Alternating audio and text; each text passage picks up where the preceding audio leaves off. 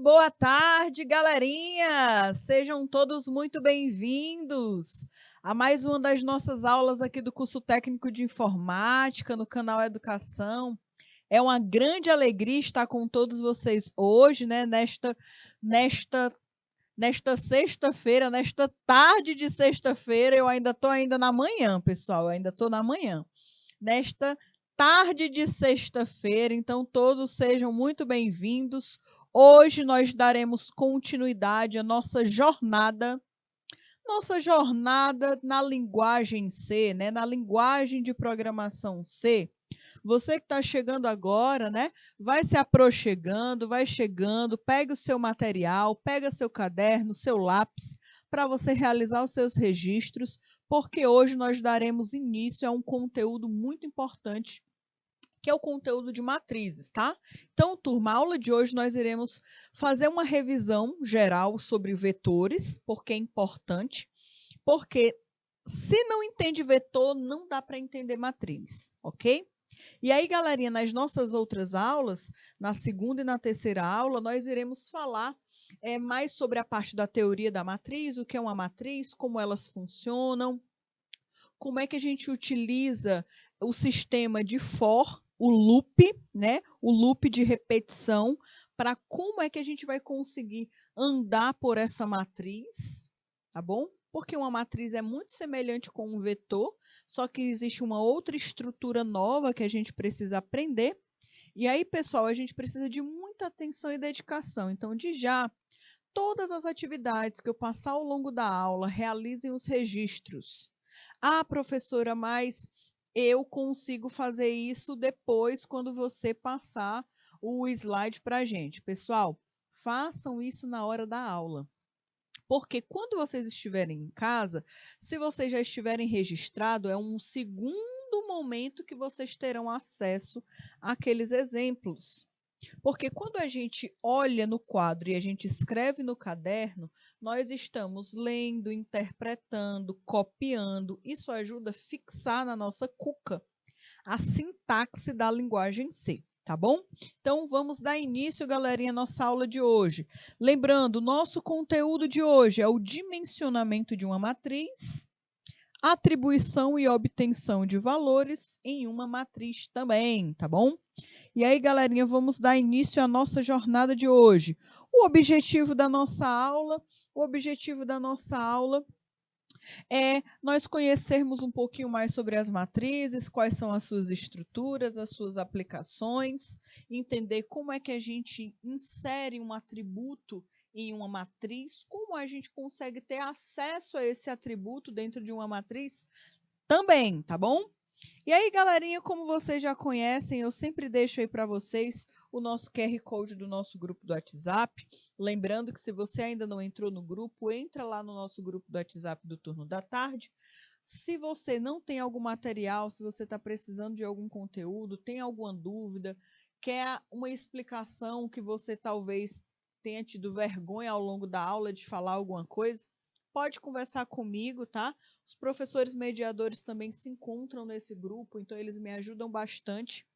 Muitos alunos também mandam as suas programações. Então, se você fez uma programação de uma atividade, testou, deu certo, quer compartilhar com os colegas? Pode compartilhar. Quer enviar a programação porque não deu certo, também aí que é importante, né? Se ela não der certo, aí que é importante você enviar, porque eu consigo te ajudar a encontrar o erro, tá bom? Ah, professora, eu fiz essa programação, não deu muito certo, não rodou direito, o que está acontecendo? Vocês enviam para mim essa programação, que eu consigo ajudar vocês a desvendar o mistério, tá? E se eu não souber desvendar o mistério, eu estudo para desvendar e a gente aprende juntos, tá bom? E aí, turminha, mais uma vez, esse aqui é o Programas, é o programa que a gente utiliza durante as nossas aulas, é o programa que a gente utiliza para rodar os nossos programas, tá bom? Para rodar aí, no caso, os nossos exercícios. Lembrando que você precisa, no caso, sempre destacar que você quer usar a linguagem C e o local que você sempre vai utilizar, que é o compiler, certo? Que é o compilador. Tudo bem? E aí, galerinha? Cheguei aqui para conversar com vocês. Hoje nós teremos um bate-papo, tipo de uma revisão mesmo do que são os vetores. E aí, para desmistificar, né, para poder acabar com fofoca, realmente, pessoal, já falei para vocês, array é a mesma coisa que vetor. Então, se você só conhece array como array, saiba que um array e um vetor é a mesma criatura, é a mesma pessoinha, tá bom? É a mesma estrutura, não existe diferença nenhuma. É só um nome bonito e diferente para identificar a mesma coisa, tá? Então, as variáveis declaradas até agora, elas foram capazes de armazenar um único valor. Então, nós já conhecemos que as variáveis são caixinhas, caixinhas organizadoras, que cada caixinha tem o seu nome, tem o tipo de informação que pode ser armazenado dentro dessa caixinha. E essa caixinha, ela é o local de memória. A gente cria uma caixinha falando assim, olha, computador, eu quero que você deixe reservado lá na memória RAM do meu computador, né? Que você deixe armazenado aí na sua memória RAM um espaço para eu guardar essas informações. Então, fica ligado que eu quero que você crie essa variável, tá? E aí ele já vai deixar separadinho aquele local no espaço de memória dentro da memória RAM do computador para você armazenar essa informação. Esse local se chama variável. E aí, para fazer uma explosão na mente de vocês, né? Para fazer um boom na mente de vocês, um vetor nada mais é do que um conjunto de variáveis, tá bom? Então, um vetor, ele é um tipo de variável diferentona, certo? Só que além de armazenar uma informação, ele consegue armazenar várias e várias informações, cada um no seu quadrado, né? Cada um na sua caixinha, porém elas são do mesmo tipo, são do mesmo vetor, são da mesma estrutura. Isso daqui é novidade para vocês? Não, tá bom? Não é novidade para ninguém. Vocês já estão carequinhas de saber o que é uma variável, que a variável tem um tipo, que a variável precisa ter um nome, que a variável guarda um espaço de memória. Então, isso daqui não é novidade para ninguém, tá? Aqui a gente está fazendo aí uma revisão zona para daqui a pouco vocês começarem a aprender matrizes e chegando em matriz, não dá para ninguém ter dúvida ainda do que é uma variável, pelo amor de Deus, né, pessoal? Então, hoje, né, nessa primeira aula, a gente precisa tirar todas as dúvidas com relação a isso. Sempre que tentamos armazenar um novo valor dentro de uma variável, o valor antigo ele é sobrescrito. Então, aqui nós estamos falando de um espaço de memória que é um espaço de memória dinâmico. Ou seja, se eu crio uma variável que ela armazena um nome de aluno, um aluno, imaginem que o José Henrique foi e executou esse comando. José Henrique vai e executa essa programação, que pede o nome do aluno. Ele vai e coloca o nome dele, José Henrique. Ele roda o programa, show de bola, a variável aluno armazenou o nome do José Henrique. Aí o José Henrique fechou o programa. Aí a Liliane vem, chega e executa o mesmo programa que o José Henrique executou anteriormente.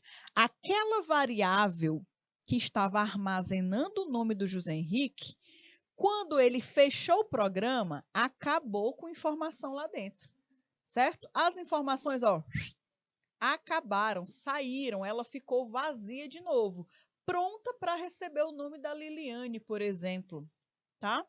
Aí a Carmilene vem e chega e executa de novo o programa, de novo. Então, o nome da Liliane vai ser tirado dessa variável e agora vai ficar esperando a Carmilene, por exemplo, digitar o nome dela. Então, é isso que está falando aqui nesse parágrafozinho, tá bom? Nessa parte aqui do texto. Sempre que tentamos armazenar um novo valor dentro de uma variável, o valor antigo ele é sobrescrito, né? Sobrescrito. sobrescrito. Então, ele é inserido um novo valor e o antigo é apagado, tá bom?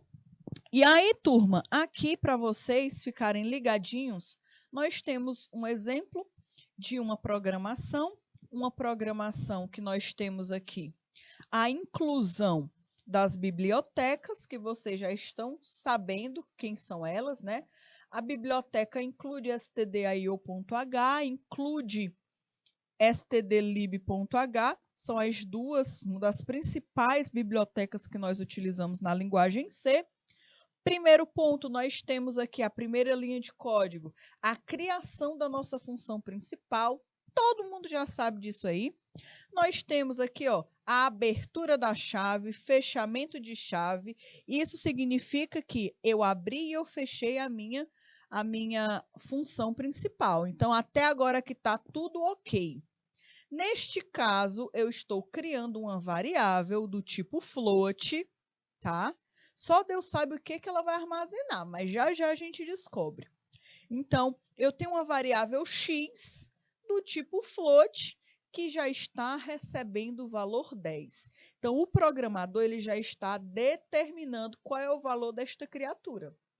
Tá? E depois, o que acontece? Ele imprime essa variável. Tá bom? Ele vai imprimir a variável. Depois que a variável foi impressa, ele faz o seguinte, olha a variável, agora você não é mais 10, agora você se transformou e agora está recebendo um novo valor. E o novo valor, receba aí na variável o valor de 20, né? Então, deixou de ser 10 e passou a ser 20. Depois, ele pede para imprimir de novo essa variável, e a variável já imprime o valor atualizado. Esse exemplo aqui desse código é justamente para provar para vocês que as variáveis, elas mudam a informação dentro delas de acordo com a execução. Como o nome dela já diz, variável, né? Varia. Agora, a constante que é uma prima, é uma parente próxima da variável, a constante. Ela também armazena um dado, porém ela não muda. Por isso que não é irmã, é prima, tá? Porque parece, mas não é igual, certo? Então, pessoal, aqui, turma, nós precisamos ter bastante atenção nessas especificações, certo? Esse programa aqui, nessa etapa da vida que nós estamos, já não deve mais ser mistério. Tá bom, galerinha? Mas caso vocês tenham alguma dúvida, vocês podem perguntar, podem mandar suas sugestões no chat, podem, professora, eu não entendi essa linha de código, pode pedir, porque eu repito, porque o objetivo é que vocês compreendam da melhor forma possível. E aí, turma, array ou vetor é a forma mais familiar de dados estruturados. Olha aí, palavra bonita. Dados estruturados. Uma estrutura, uma organização de dados. Deixa eu dar uma olhada bem aqui, se o pessoal colocou alguma pergunta. Não, só estão dando boa tarde, né? Sejam todos muito bem-vindos. É uma grande alegria estar com todos vocês nesta tarde de sexta-feira, né? E aí, pessoal, basicamente, um array, ele é uma sequência de elementos, tá? Uma sequência de elementos do mesmo tipo. Eu vou aqui, ó, falar para vocês. Vou fazer aqui um vetor rapidola para a gente. Um vetor aqui, ó, para todo mundo ficar feliz. Esse aqui tá errado, né? A professora tá meio birutinha. Não tem como ser um vetor de nome sendo do tipo inteiro. Tem que ser um char. Cadê os meus pontos, né? Que não apareceram ainda hoje.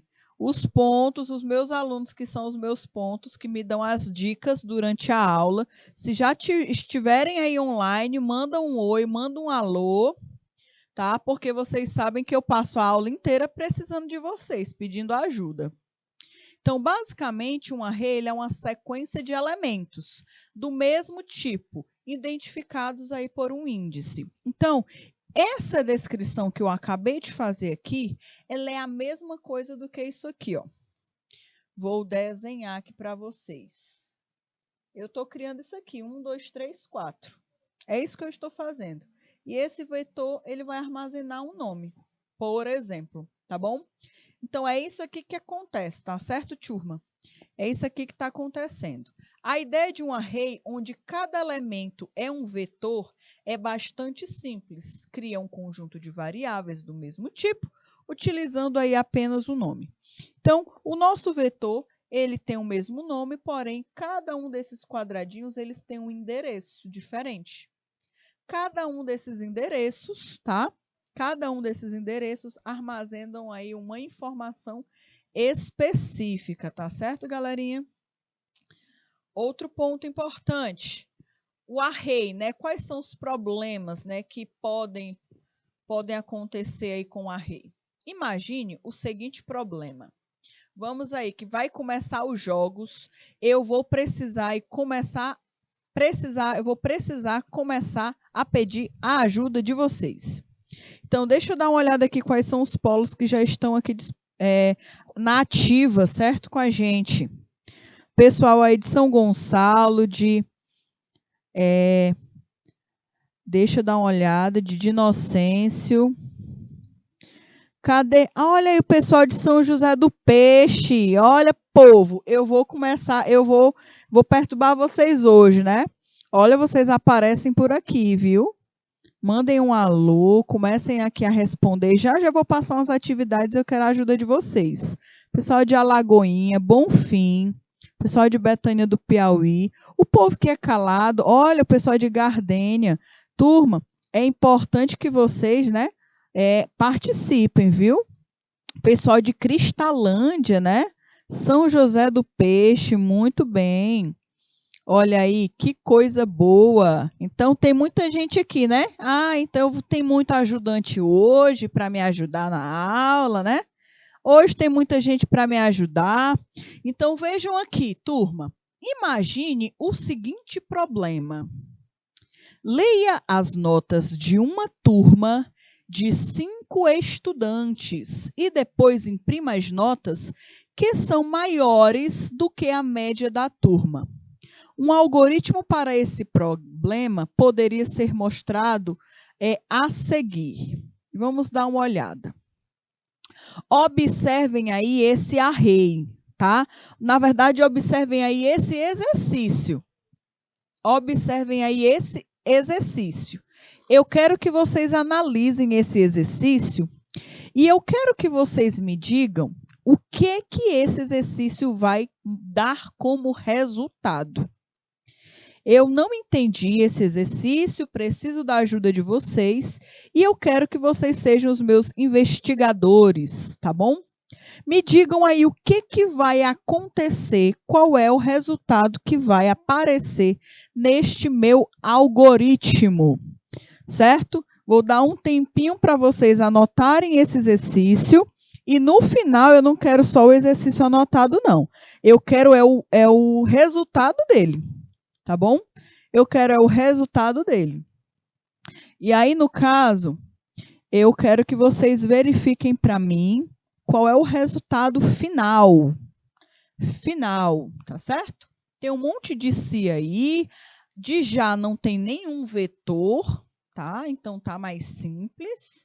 Então, eu quero que vocês me ajudem me falando aí qual é a saída desse exercício. Vou dar aí 2 minutinhos para vocês copiarem, eu acho que é suficiente, né? 2 minutos.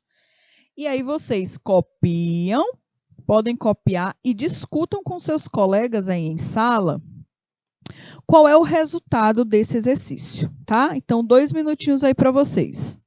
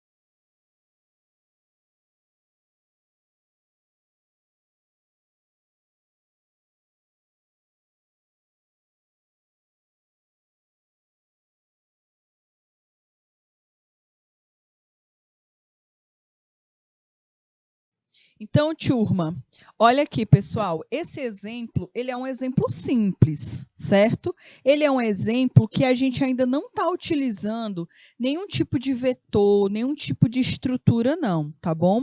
Eu acho que o resultado é o da nota, que é a média dos 5 estudantes. Essa é a minha resposta, né? Eu acho que o resultado é da nota, a nota da média dos 5 estudantes. Pronto. A Ana Cristina está falando que ela acha que é a média da nota dos 5 estudantes que vai aparecer, tá bom? Então vamos dar uma olhada, vamos investigar, né? A primeira coisa que nesse exemplo que a gente precisa observar é que aqui nós temos a declaração das bibliotecas, não é mais novidade para ninguém. Aqui nós estamos declarando as variáveis N1, N2, N3, N4, N5. Depois nós temos o pedido de inserção. Na verdade, nós temos a mensagem que solicita para o usuário alguma coisa, que é o digite a nota de 5 estudantes. Aqui ele está pedindo a nota de 5 estudantes. Mas será que esse programa, ele realmente está fazendo o que ele quer? Eu fico pensando, será que esse programa, ele realmente está atendendo a necessidade da questão? Porque ele fala assim, digite a nota de 5 estudantes. Aí ele coloca, né, nota 1, nota 2, nota 3, nota 4 e nota 5. Depois, olha o que ele faz. Ele faz o seguinte, ele fala, olha, pegue uma variável que se chama média, que essa média não foi nem declarada, mas aqui ele está fazendo a criação da variável e está declarando ela ao mesmo tempo. Nós nunca tínhamos visto isso, mas pode ser feito sim, tá? Pode acontecer sim, tá bom? Isso aqui você pode fazer. Só que nesse caso ela será uma variável local.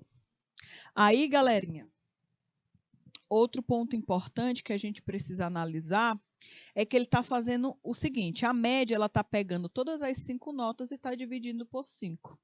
E depois ele fala o seguinte, ó, se N1, se a nota N1, se N1 for maior do que a média, então imprima a nota 1. Se a nota 2 for maior do que a média, então imprima a nota 2.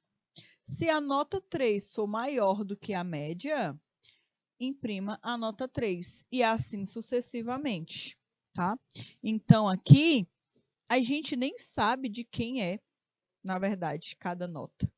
A gente nem sabe, ele só pegou 5 notas e mostrou, somou elas, fez a média, e mostrou no final, não foi nem a média, foi a nota, né?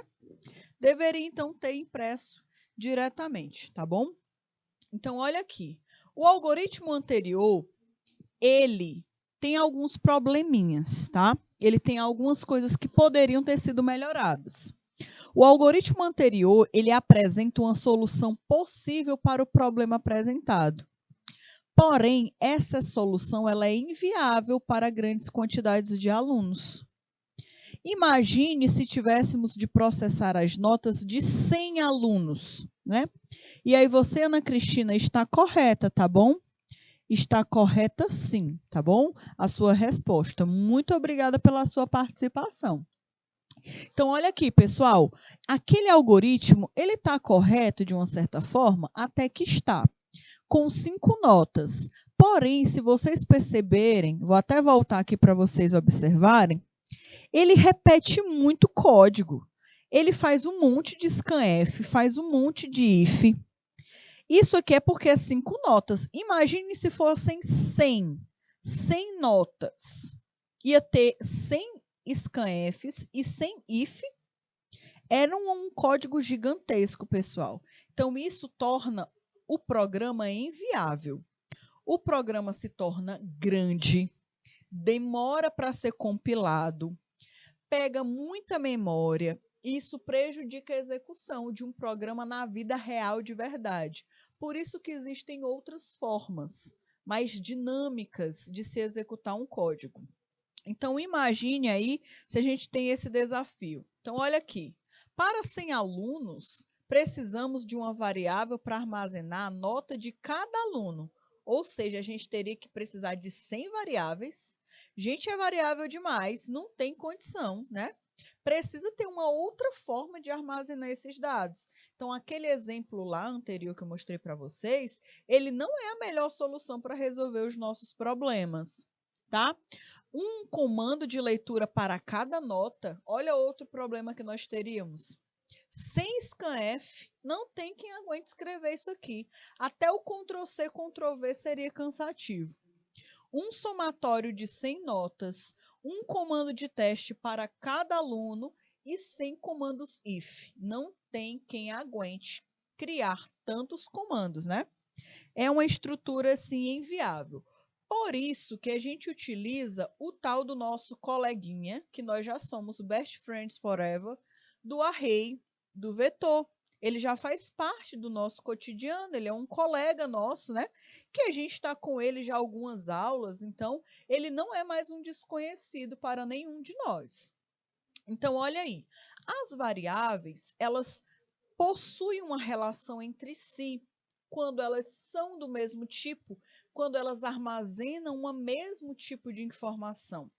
Se elas se relacionam entre si, então por que não criar um conjunto de variáveis, uma do ladinho da outra, que elas fazem parte de um mesmo conjunto de dados? Para isso que foram criados os arrays ou vetores. Eu vou colocar aqui barra vetor, porque vai que vocês se esquecem que um array é um vetor e depois vocês vão falar, professora Amanda se confundiu, né? Errou aí o nome, ao invés de colocar vetor, colocou array. É vetor barra array, a mesma coisa. As variáveis, elas têm relação entre si, todas armazenam notas de alunos, podemos declará-las usando um único nome para todas essas variáveis. Os 100 alunos nota, né, o conjunto de 100 valores acessados por um índice. Isso aí é um array. Então, para resolver o nosso problema das notas, do desafio anterior, é só a gente criar um vetor de notas. Olha como seria tão simples criar um vetor de notas. Vocês já sabem, né? Na verdade, eu vou jogar essa bola para vocês, tá bom? Pessoal de Bonfim, pessoal de São José do Peixe, pessoal de todos os outros polos, né? A Ana Cristina, cadê o José Henrique? Cadê a Liliane? Cadê a Carmilene? Né? Cadê esse povo que nem mandaram um oi hoje? Quero saber cadê vocês. Eu preciso que vocês me ajudem a desvendar como é que eu consigo declarar esse vetor, tá?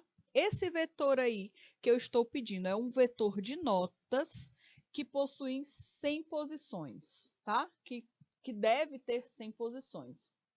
Eu vou dar aí pelo menos 2 minutinhos para vocês tentarem investigar, conversem com seus colegas da sala de aula, os professores mediadores, os alunos que souberem as respostas.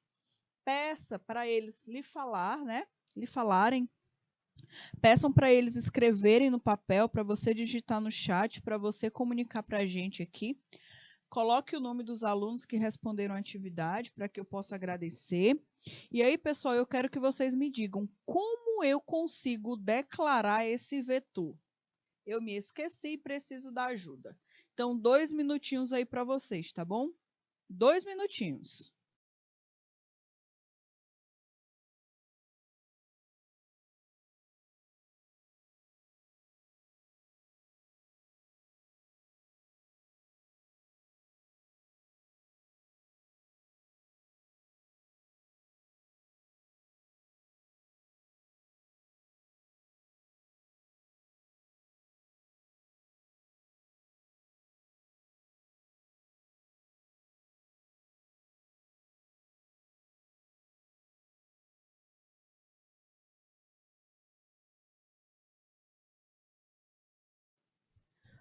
Bom, pessoal, ó, para os alunos que estão perguntando aqui no chat qual foi o desafio, eu quero saber como a gente consegue declarar esse vetor que está sendo solicitado na tela, tá bom?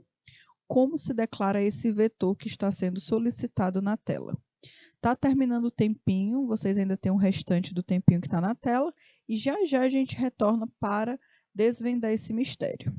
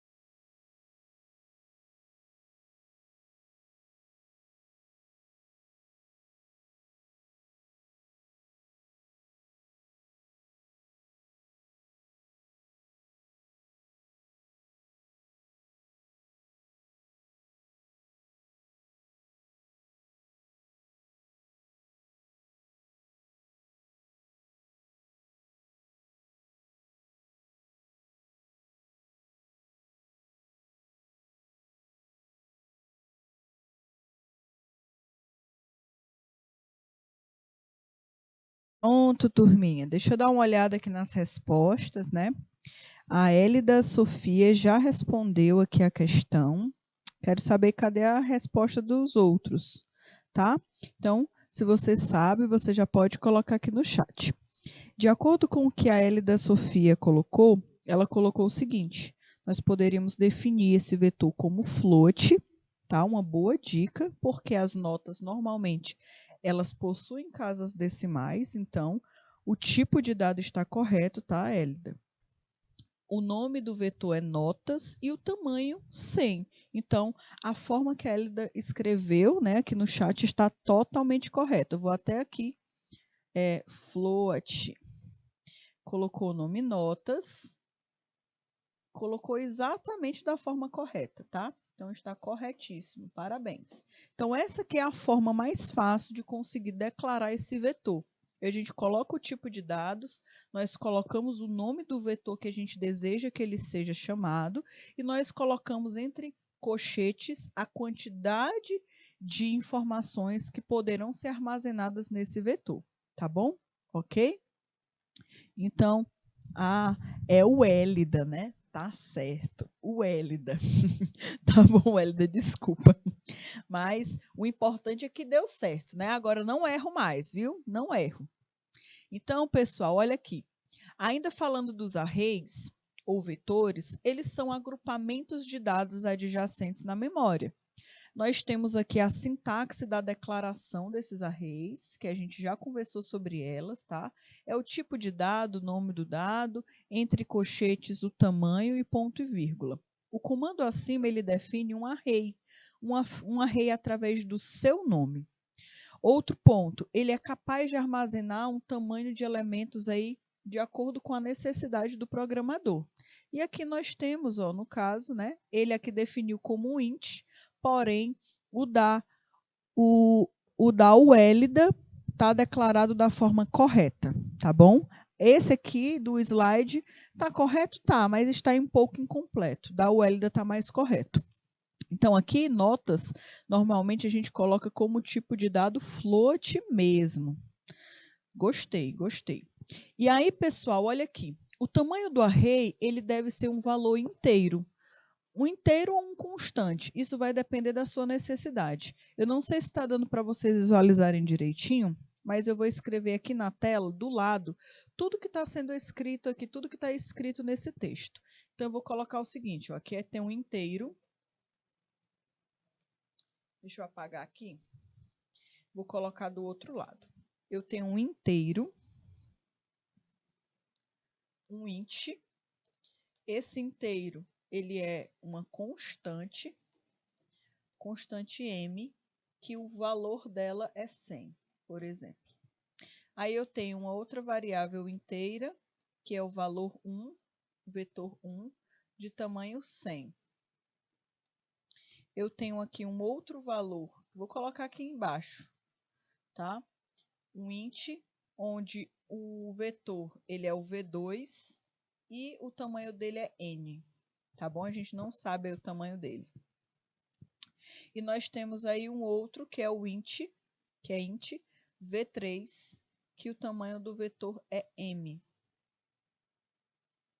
Então, olha aqui. Nós temos duas formas de declarar um vetor. Nós temos a forma de declarar ele já com um número, já com um tamanho pré-definido, que a gente coloca o valor. Nesse caso aqui, nós temos um vetor 100, tá? De tamanho 100, ou seja, ele vai armazenar 100 valores. Ou nós podemos definir aqui em cima, ó, o tamanho dele. Então, aqui eu defini n, né? Fiz uma constante onde n tem um valor de 100. E ali em cima eu coloco, né? No local, ao invés de eu colocar o número do tamanho do meu vetor, eu coloco a letra n, porque a letra n, ela está contida nessa variável o tamanho 100. Então, no final de contas, tudo dá a mesma coisa, tá bom? Isso aqui só são outras possibilidades que você pode fazer. Mas, no pior das hipóteses, ou no melhor das hipóteses, você deixa do tamanho fixo que você definiu, ok? Outro ponto. Aqui nós temos um exemplo, né, onde é solicitado digite o tamanho do array ou digite o tamanho do vetor. Aqui, esse programa, quem vai definir o tamanho do vetor é o próprio usuário. Isso aqui é legal, porque o próprio usuário consegue definir quantas informações ele quer armazenar naquele programa.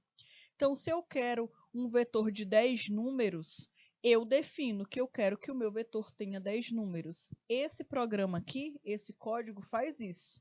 Ele permite com que o próprio usuário defina o tamanho do vetor, o tamanho que o vetor deverá possuir.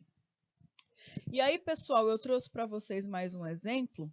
Podemos usar um comando de repetição for, while e do while para percorrer um array.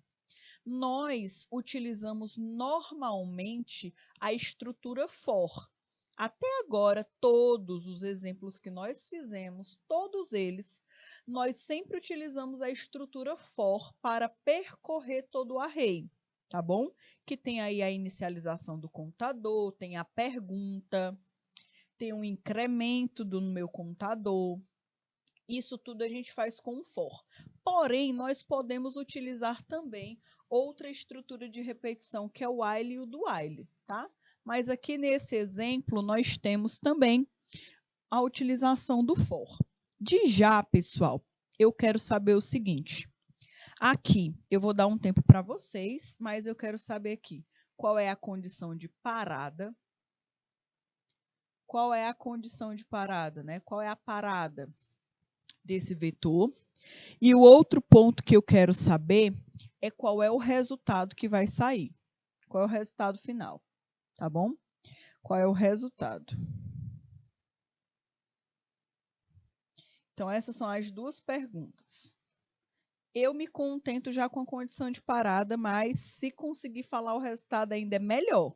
Analisa essa tabela, analisa a tabela e as linhas de código. Tenta identificar qual é a condição de parada. Lembra, a condição de parada. Tem uma pergunta aí no for que indica a condição de parada. Ah, eu quero também que vocês me digam qual é o tamanho desse vetor. Tamanho, tá? Vou colocar até aqui, ó, de ladinho, né? Tamanho. O tamanho do vetor. Vou escrever para depois vocês não me perguntarem quais são as perguntas. Então, é tamanho, parada e resultado. São essas três, né?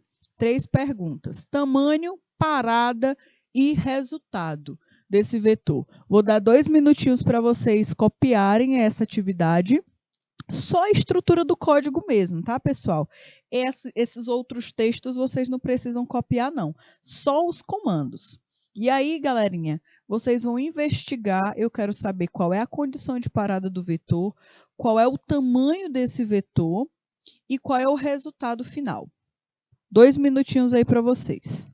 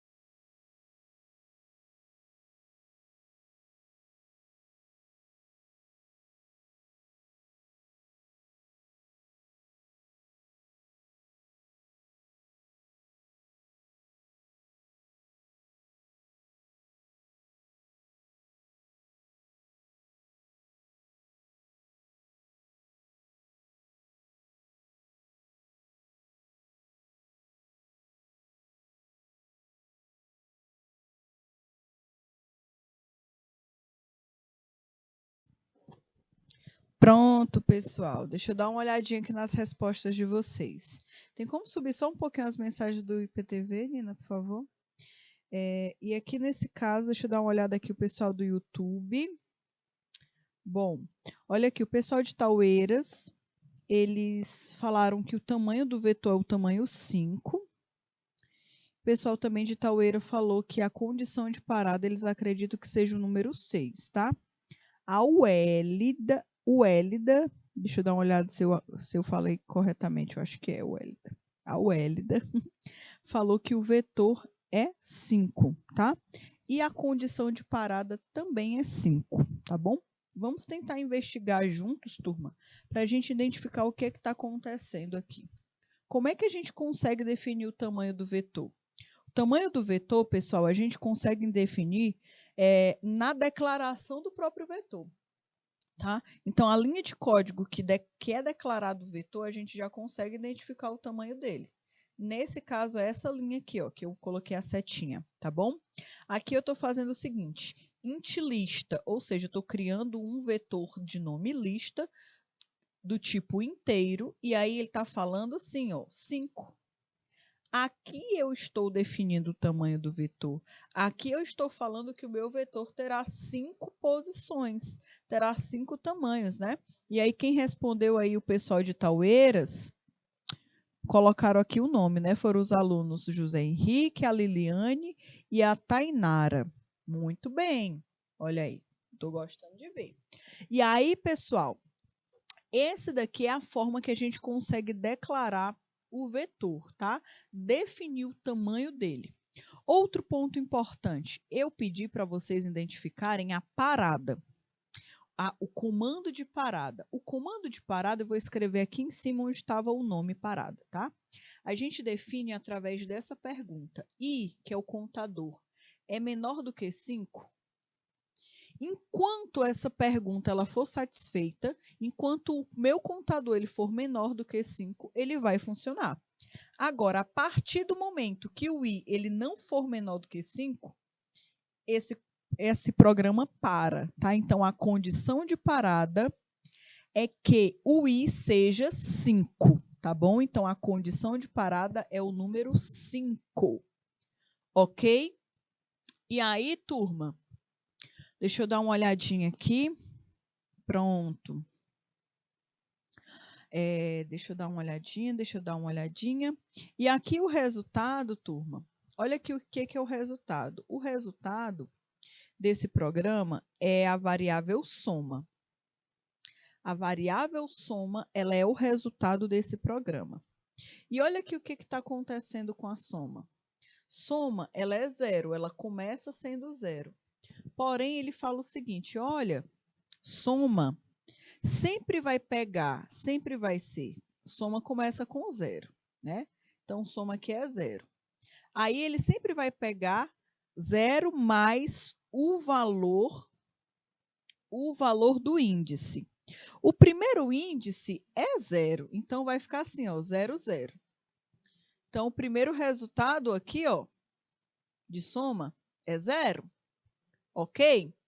Na segunda rodada, o i, ele já é 1, tá bom? Ele já é 1. Aí, o que acontece? Soma, ela acaba sendo incrementada também. Então, soma tem 1, o valor do i é 1,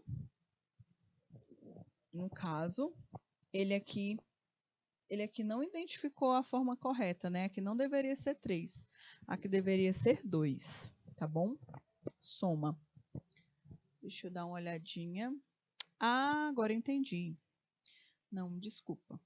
O primeiro valor de soma é porque soma pega o índice, ele não pega o valor, ele pega o índice, desculpa. Estava verificando aqui o valor. Então, olha aqui. Soma. A primeira soma que será mostrada na tela é 0. Por quê? Porque ela começa sendo 0. Por isso que está sendo mostrado aqui 0. Aí, o que acontece? Depois do primeiro loop, soma, ela vai receber o valor do índice. Quem é o primeiro índice? O primeiro índice é o 0. Olha aí quem é o 0. Quem é o índice 0? O índice 0 é o valor 3. Aí soma, tinha 0 e depois passou a ser o próximo índice, que foi o 3. Aí o que acontece? Na outra rodada, soma não vai ser mais o índice 0. Soma agora vai ser o índice 1. Só que ela vai receber o índice 1 mais o valor da soma anterior. Quem era anteriormente a soma era 3. Então, vai ficar 51 mais 3. Ficou 54. Aí ela roda de novo, tá? Qual é o próximo valor? O próximo valor é o 18, que é o índice 2. Qual era o valor que a soma já tinha? 54. Aí vai ser 54 mais 18. Segunda que a tabela é 72. Então, ele armazenou 72. Então, esse exemplo, ele está utilizando o índice como um dos principais pontos para somar os valores, tá? Esse daqui é como se fosse tipo um quebra-cabeça mesmo, né? Como se fosse um quebra-cabeça. Ele é um pouquinho mais complicadinho para a gente entender as estruturas do resultado final. Mas aqui o nosso foco principal era pelo menos que vocês conseguissem identificar o tamanho, a estrutura de parada, tá? O resultado vai depender muito desses valores pré-definidos, porque a soma ela vai pegar sempre esses valores e vai somar com o valor anterior. Então, ela sempre vai pegar 0 mais 3, que foi o primeiro. Vou colocar até aqui do lado. Ele vai pegar sempre assim, ó, 0 mais 3. Depois, ele pega esse 3 aqui, ó, passa para cá e vai somar com o próximo valor. Quem é o próximo valor? 51. Ele vai somar com 51. O resultado que deu foi 54. Aí ele puxa para cá, no caso, 54. Tá? E aí, no caso, ele soma com o próximo. Quem é o próximo? 18. Depois, o valor vai dar 72. Aí ele vai, puxa para cá o 72 e soma com o próximo número. Quem é o próximo número? É o número 2. Aí se transforma em 74. E assim sucessivamente. Ele vai fazendo esse loop, loop, loop, loop, loop. Características básicas aí de um array.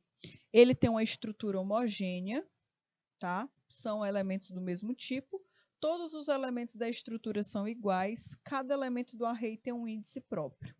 Cada elemento do array tem uma posição específica, que é exatamente o que acontece aqui. Ó. Tem um array de 5 posições, tem o índice 0, o índice 1, o índice 2, o índice 3 e o índice 4, por exemplo. Tá? Outro ponto importante. Voltando ao problema anterior, leia as notas de uma turma de 5 estudantes e depois imprima as notas que são maiores que a média da turma, por exemplo. Aqui nós temos o mesmo exercício anterior, só que esse exercício anterior ele está modernizado, ele está na forma correta. Ele está utilizando uma estrutura de repetição que deixa o código mais dinâmico, tá bom? Deixa o código mais dinâmico. Isso aqui facilita muito, porque você não precisa criar um código gigantesco, tá bom? Gigantesco. Deixa eu dar uma olhadinha aqui, o pessoal. O pessoal de Jatobá, né? Falou que foram todos os alunos que responderam. O pessoal de Taueiras também já tinha respondido direitinho. Muito bem. E aí, turminha, aqui eu estou declarando o meu vetor de 5 posições, eu estou declarando o meu inteiro, tá? Que é o meu contador. Aqui eu estou solicitando que o meu usuário digite as notas dos alunos. Ele vai digitando e ele é feito um for aqui, ó, com a condição de parada.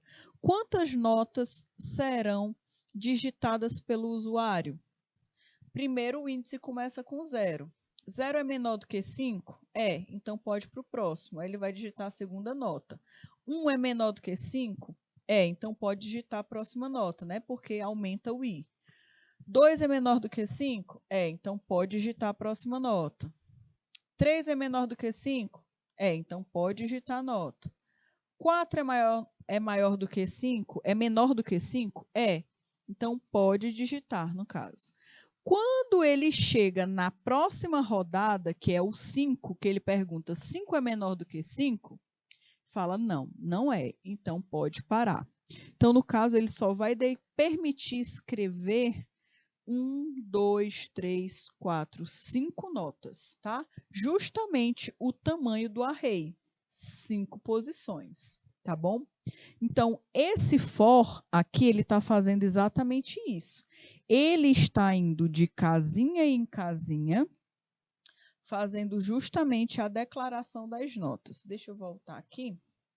Aqui ele está fazendo com 5, tá bom? Com 5. Qual é a principal diferença desse programa para o outro programa? Com 5 notas é fácil. E se eu quisesse com 100 notas? Será que faria diferença? E aí esse outro exemplo mostra que a única diferença que iria acontecer era só mudar de 5 para 100. Se eu quero, ao invés de 100 notas, eu quero 1000 notas, é só eu mudar o 100 por 1000. Continua a mesma estrutura de código. Então, estão vendo como com um for, como com um vetor, é muito mais fácil de modificar o programa do que se fosse feito milhares de if, milhares de else, milhares de variáveis, milhares de printf, de scanf. Aqui a gente continua com a mesma estrutura, pessoal. Isso aqui só é escrito uma única vez, as outras vezes é só repetição. E quem é que faz esse controle de repetição? É o for. Quem determina o controle de repetição é a condição. Enquanto o i for menor do que 100, pode colocar para rodar o programa, tá? Enquanto o i for menor do que 100, pode colocar para imprimir na tela o que está armazenado no vetor. Então, pessoal, é uma sequência, né? Uma sequência, tá? Então, turma, aqui não tem mistério. Com o for, é muito mais fácil de criar estruturas de repetição, que a gente consiga armazenar valores de diversas formas. Com o vetor é muito mais fácil armazenar um monte de informação do mesmo tipo. Não tem um porquê ficar criando uma variável para cada coisa. A gente cria um único vetor e um vetor é um conjunto de variáveis, tá bom? E vocês vão aprender daqui a pouco, na nossa segunda e na nossa terceira aula, que as matrizes, elas são muito parecidas com os vetores. As matrizes, do mesmo jeito que um vetor é um conjunto de variável, uma matriz é um conjunto de vetor. Pois é, uma matriz é um conjunto de vetor. Então, nós vamos ver daqui a pouco, já já, essa nova forma de armazenar valores. Então, armazenar um valor já era tranquilo, armazenar 10 valores iguais já era tranquilo.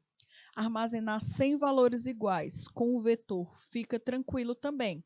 Agora, nós iremos passar a armazenar uma quantidade muito maior de valores, onde nós utilizamos matrizes, tá? Que as matrizes, normalmente, elas são assim, ó, elas têm linhas e colunas, tá? Que eu tenho 2 colunas, eu tenho 2 linhas. Então, nesse caso aqui, que eu acabei de desenhar, eu tenho 4 posições, mais 2 colunas e 2 linhas. Então, já já vocês vão entender melhor essas estruturas, tá bom?